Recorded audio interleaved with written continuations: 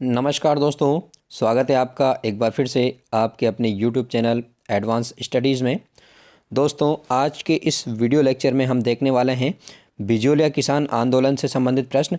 दोस्तों, किसान आंदोलन से संबंधित टॉपिक बहुत बड़ा है, तो इसमें जो बिजोलिया किसान आंदोलन है ये ही अपने आप में बहुत बड़ा है, तो इस पर अलग से ही एक वीडियो लेक्चर लेके आया हूँ।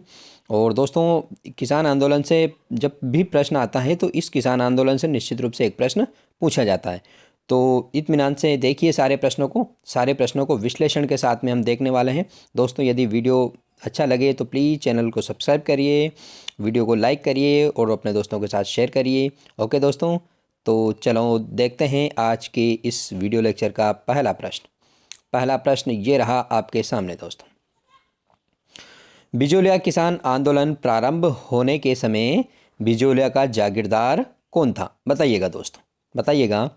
तो दोस्तों, इसका सही आंसर है वो कृष्ण सिंह, ठाकुर कृष्ण सिंह जो थे बिजोलिया किसान आंदोलन प्रारंभ होने के समय यहाँ के ठाकुर थे और ये बने थे 1894 में। इनसे पहले जो ठाकुर थे वो गोविंद दास थे, अगर आपको याद रखना हो तो दोस्तों, गोविंद दास थे। और उनके इसके बाद में जो है कृष्ण सिंह के बाद में जो बने थे वो पृथ्वी सिंह बने थे। और पृथ्वी सिंह कब बने थे? तो ये 1906 में बने थे। कब बने थे? 1906 में। जबकि यहाँ जब ये बने थे तो तलवार बंधाई कर लगाया था। इसके अलावा इसके बाद में जो बने थे केसरी सिंह बने थे। और केसरी सिंह कब बने थे? तो ये 1914 में बने थे। ठीक है, तो तीनों के तीनों ही क्रमशः है दोस्तों, कृष्ण सिंह, पृथ्वी सिंह और केसरी सिंह। ठीक है, फतेह सिंह की बात करें तो फतेह सिंह इस समय मेवाड़ के महाराणा थे। ठीक है, तो आपसे अगर प्रश्न इस प्रकार से पूछा जाए कि बिजोलिया किसान आंदोलन प्रारंभ होने के समय मेवाड़ के शासक कौन थे, तो फतेह सिंह थे, महाराणा फतेह सिंह। ठीक है दोस्तों, आशा करता हूँ सारे विकल्प आपके क्लियर हो गए होंगे। तो इस प्रश्न का जो आंसर है वो कृष्ण सिंह होगा। ओके, नेक्स्ट क्वेश्चन ये रहा दोस्तों आपके सामने। दोस्तों, ये जो किसान आंदोलन हुआ था, बिजोलिया किसान आंदोलन, ये 1897 से और 1941 तक चला था। तो इसका प्रारंभ कब हुआ था? 1897 में। और ये समाप्त कब हुआ था? 1941 में। कितने चरणों में चला था? 3 चरणों में चला था। 3 चरणों में कौन कौन से चरण थे? प्रथम चरण जो था इसका 1897 से 1916 तक चला था, जिसका नेतृत्व सीताराम दास ने किया था। दूसरा चरण 1916 से 1922 और तीसरा चरण 1923 से 1941। याद रखिएगा दोस्तों, इससे संबंधित आगे भी चर्चा करने वाले हैं। तो देखते हैं ये प्रश्न। नानक जी और ठाकरे पटेल किस किसान आंदोलन से संबंधित है? तो दोस्तों, किसके बारे में पढ़ रहे हैं अपन? बिजोलिया किसान आंदोलन, इसी से संबंधित है। दोस्तों, मैं आपको बता देता हूँ कि ये जो है ना ठाकरे और नानक जी पटेल के नेतृत्व में एक गिरधरपुरा गांव में दोस्तों मृत्यु भोज हुआ था 1897 में। तो सारे किसान वहाँ पर एकत्रित हुए।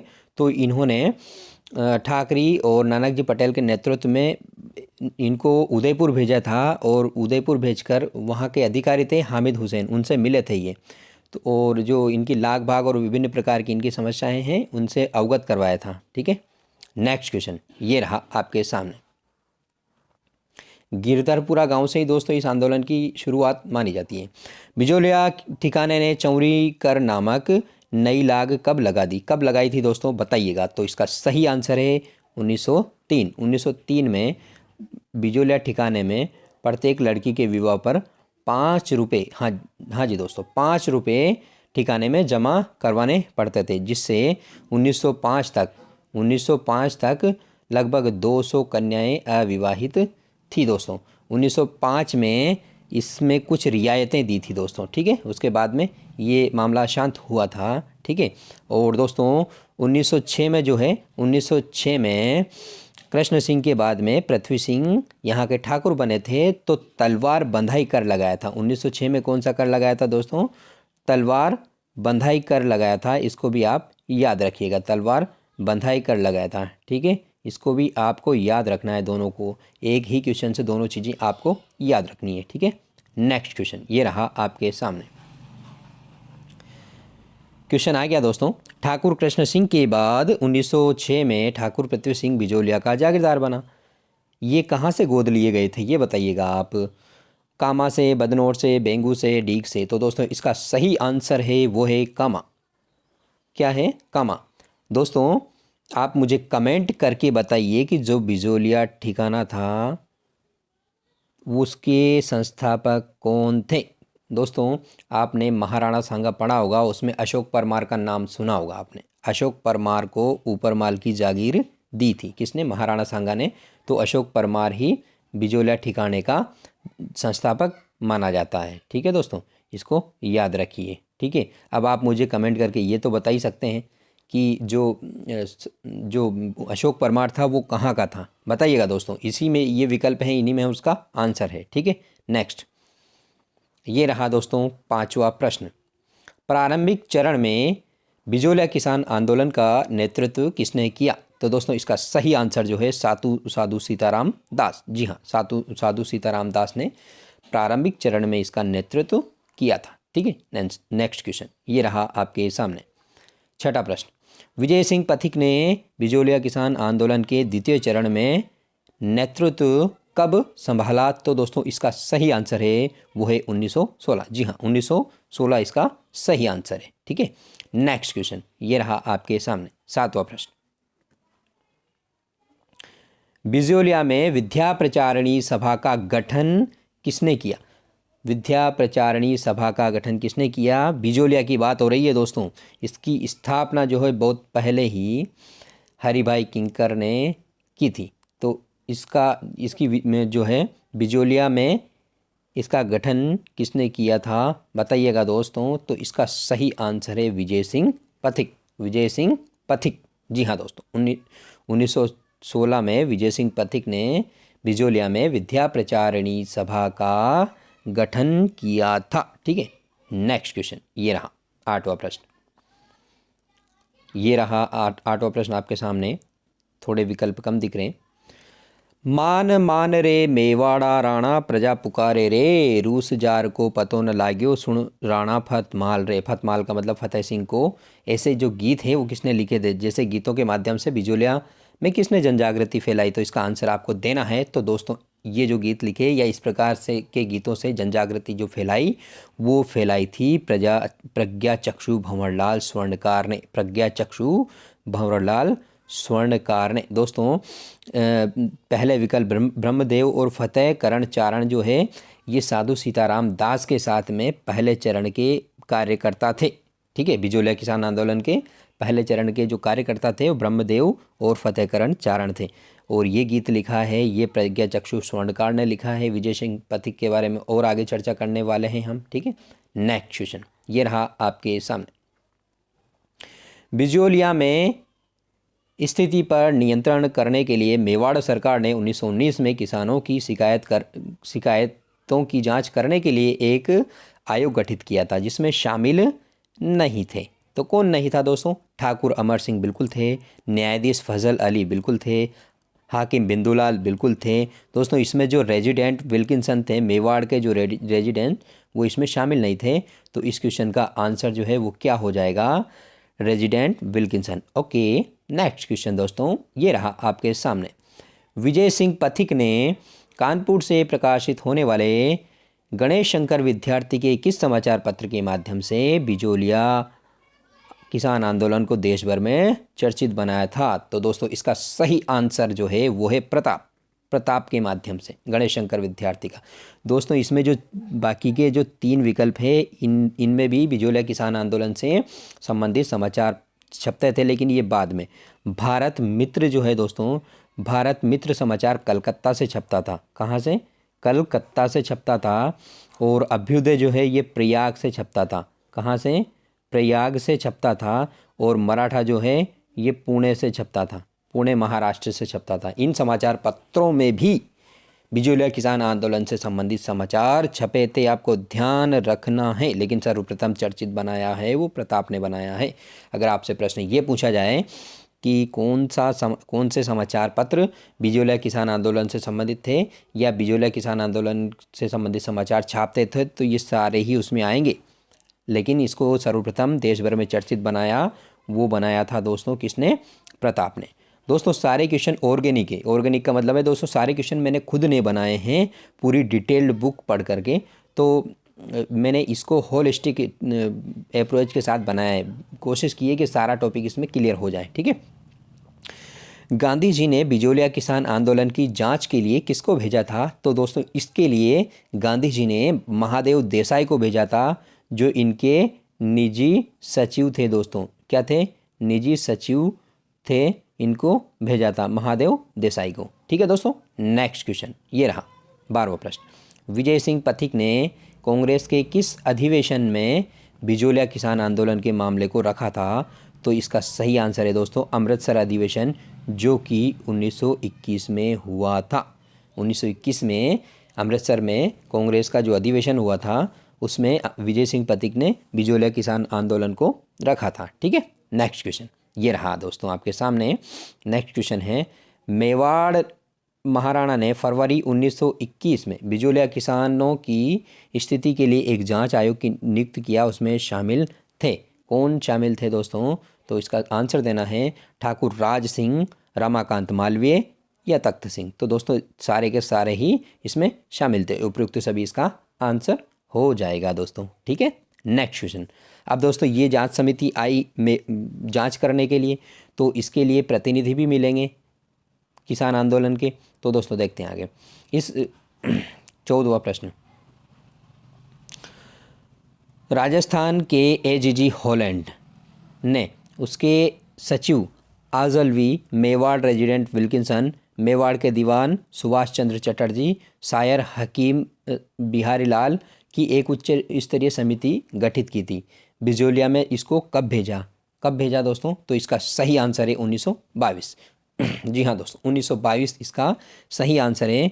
और इस समिति से जो बिजोलिया किसान आंदोलन से संबंधित प्रतिनिधि मिले थे उसमें सरपंच मोतीलाल और मंत्री, इस पंचायत के जो मंत्री थे नारायण पटेल, जी हाँ नारायण पटेल।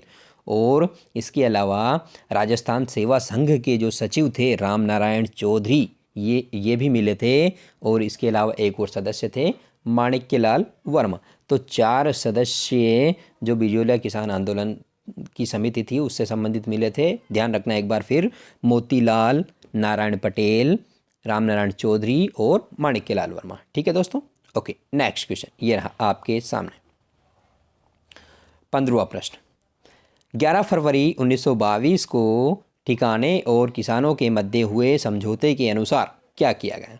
25 लागतें समाप्त की गई, बिल्कुल सही। तलवार बंधाई की राशि कम की गई। कब को कम पड़े दोस्तों? कब को कम की गई। पड़ती भूमि पर लगान नहीं लेना तय हुआ, बिल्कुल सही है दोस्तों। 1 2 3 सही सही, यानी कि सारे के सारे विकल्प क्या है? सही है दोस्तों, ठीक है। नेक्स्ट क्वेश्चन ये रहा 16वां क्वेश्चन। किसान पंचायत के निर्णय अनुसार धाकड़ जाति के किसानों ने अपनी जमीनें कब छोड़ी? तो दोस्तों किसान पंचायत के निर्णय के अनुसार 1927 में जो धाकड़ जाति के किसान थे इन्होंने अपनी ज़मीन जोतने से इनकार कर दिया, ज़मीनें छोड़ दी। लेकिन इसमें बहुत बड़ा बवाल हो गया था दोस्तों। राम नारायण चौधरी और विजय सिंह पथिक के मध्य इस मुद्दे को लेकर के मतभेद हो गया था। राम नारायण चौधरी चाहते थे कि किसान अपनी ज़मीनें नहीं छोड़े, जबकि विजय सिंह पथिक के कहने पर किसानों ने ज़मीनें छोड़ दी। ऐसा करने पर दोस्तों जो ठिकानेदार था उसने महाजनों और अन्य किसानों को ये जो भूमि छोड़ी गई थी, जो ज़मीनें छोड़ी गई थी, इनको अन्य किसानों को आवंटित कर दी, जिससे बहुत सारे किसान भूमिहीन हो गए, जिससे विजय सिंह पथिक और रामनारायण चौधरी के मध्य मतभेद हो गया और विजय सिंह पथिक इस किसान आंदोलन से अलग हो गए। यदि प्रश्न आपसे ये पूछा जाए कि विजय सिंह पथिक बिजोलिया किसान आंदोलन से कब अलग हुए, तो 1927 का आंसर हो जाएगा, ठीक है दोस्तों। देखते हैं अगला प्रश्न। अगला प्रश्न ये रहा आपके सामने 17वां प्रश्न। बिजोलिया किसान आंदोलन के तृतीय चरण से संबंधित है। तो तृतीय चरण में विजय सिंह पथिक ने भी कुछ समय कार्य किया था, लेकिन कौन कौन सम्मिलित थे? जी हाँ जमनालाल बजाज इसमें सम्मिलित थे, माणिक्यलाल वर्मा सम्मिलित थे, हरिभाऊ उपाध्याय सम्मिलित थे। तो दोस्तों इसमें सभी उपयुक्त सभी। जी हाँ दोस्तों तृतीय चरण इतना प्रभावी रहा नहीं दोस्तों। तृतीय चरण में ये लोग जो हैं इन्होंने किसानों को उनकी वापस जो भूमि छोड़ी गई थी उसको दिलवाने का प्रयास भर कर सके थे। ठीक है दोस्तों, जिसमें ये 1941 में जा कर के सफल हुए थे। ठीक है, नेक्स्ट क्वेश्चन ये रहा दोस्तों, ये रहा आपके सामने, निम्नलिखित में से सही विकल्प नहीं है दोस्तों। ठीक है, सुखदेव प्रसाद मेवाड़ के प्रधानमंत्री थे। जी हाँ दोस्तों, बिल्कुल सही है। मदन मोहन मालवीय ने मेवाड़ के प्रधानमंत्री को किसानों को ज़मीन लौटाने के लिए पत्र लिखा था। बिल्कुल लिखा था दोस्तों, महात्मा गांधी जी के कहने पर मदन मोहन मालवीय ने पत्र लिखा था। 1931 में अक्षय तृतीया के दिन किसानों ने अपनी छोड़ी गई ज़मीन पर हल चलाना शुरू कर दिया, मगर राजकीय सेना ने किसानों को खदेड़ दिया। ये भी बिल्कुल सही है दोस्तों। और जो लास्ट विकल्प है वो देखिए, लास्ट विकल्प ये रहा, भारतीय राष्ट्रीय कांग्रेस ने बिजोलिया किसान आंदोलन के संपूर्ण मामले की जांच के लिए एक समिति नियुक्त की। तो दोस्तों ये बिल्कुल गलत है, भारतीय राष्ट्रीय कांग्रेस ने नहीं दोस्तों, ये जो समिति गठित की गई थी ये नियुक्त की थी अखिल भारतीय देसी राज्य लोक परिषद। क्या था दोस्तों? अखिल भारतीय देसी राज्य लोक परिषद, अखिल भारतीय देसी राज्य लोक परिषद, जिसकी स्थापना कब हुई थी? 1918 में हुई थी दोस्तों। कब हुई थी? 1918 में हुई थी। ठीक है, अखिल भारतीय देसी राज्य लोक परिषद की स्थापना 1918 में हुई थी। कहाँ हुई थी? तो दिल्ली में हुई थी। कहाँ हुई थी? दिल्ली में हुई थी। ठीक है, नेक्स्ट क्वेश्चन देखते हैं दोस्तों। नेक्स्ट क्वेश्चन 19वां ये रहा आपके सामने। मेवाड़ प्रधानमंत्री विजय राघवाचार्य के निर्देश पर कब तत्कालीन राजस्व मंत्री मोहन सिंह मेहता के माध्यम से किसानों को उनकी ज़मीनें लौटाई गई? तो दोस्तों इसका सही आंसर है 1941 में। 1941 के बाद ये जो आंदोलन था वो समाप्त हो गया। और दोस्तों 1938 में भी ऐसे करने का प्रयास किया गया था, लेकिन असफल रहे थे। ठीक है, तो इसका सही जो आंसर है वो है दोस्तों 1941। ओके दोस्तों, नेक्स्ट क्वेश्चन ये रहा आपके सामने। देखिए 20वां प्रश्न, बिजोलिया किसान आंदोलन के संदर्भ में निम्नलिखित में से कौन सा विकल्प सही नहीं है? इसका प्रारंभ उत्साहपूर्वक रहा मगर अंत निराशाजनक। जी हाँ बिल्कुल दोस्तों, ज़मीनें छुड़ा ली थी ठिकानेदार ने और महाजनों को आवंटित कर दी थी, तो वापस उनको लेने में बहुत मशक्क़त करनी पड़ी। ठीक है, दूसरा विकल्प, यह भारत का पहला असहयोगात्मक अहिंसक संगठित किसान आंदोलन था। बिल्कुल सही है दोस्तों। विजय सिंह पथिक ने इस आंदोलन को राष्ट्रव्यापी स्वरूप प्रदान किया। बिल्कुल सही है दोस्तों, बिल्कुल सही। आप मुझे कमेंट करके बताइए विजय सिंह पथिक कहाँ के निवासी थे और इनका मूल नाम क्या था? तो दोस्तों विजय सिंह पथिक गुर्जर जाति से संबंधित थे और ये बुलंदशहर के निवासी थे।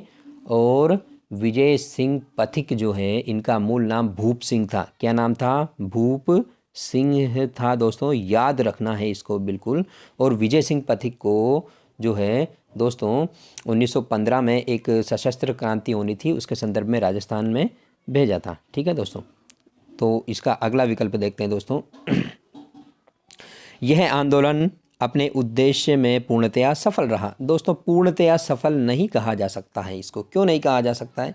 क्योंकि अंत तक जब किसानों ने अपनी भूमि छोड़ी और जागीरदार ने उस भूमि को महाजनों को आवंटित की, तो उसको लेने के लिए संघर्ष करते रहे, जबकि लाग बाग और अन्य जो मामले थे वो तो दूर ही रह गए। तो दोस्तों इस किसान आंदोलन का जो मुख्य मकसद था, मुख्य उद्देश्य था, वो मतलब अवैध प्रकार से या गलत तरीके से जो लाग बाग ली जा रही थी, लाग बाग जो ली जा रही थी उनको समाप्त करवाना था। ठीक है दोस्तों, और ऐसा कहा जाता है कि इस समय जब किसान आंदोलन प्रारंभ हुआ उस समय यहाँ 84 प्रकार की लाग भाग यानी कि बेगार यानी कि जो टैक्सेज भूमि कर राजस्व वगैरह रहता था उसके अलावा इस प्रकार के कर लिए जाते थे। ठीक है दोस्तों, तो दोस्तों ये था आज की इस वीडियो लेक्चर का अंतिम प्रश्न। आशा करता हूँ सभी प्रश्न आपको समझ में आए होंगे। मिलते हैं नेक्स्ट वीडियो में दोस्तों, तब तक बने रहिएगा हमारे साथ। Okay, thank you.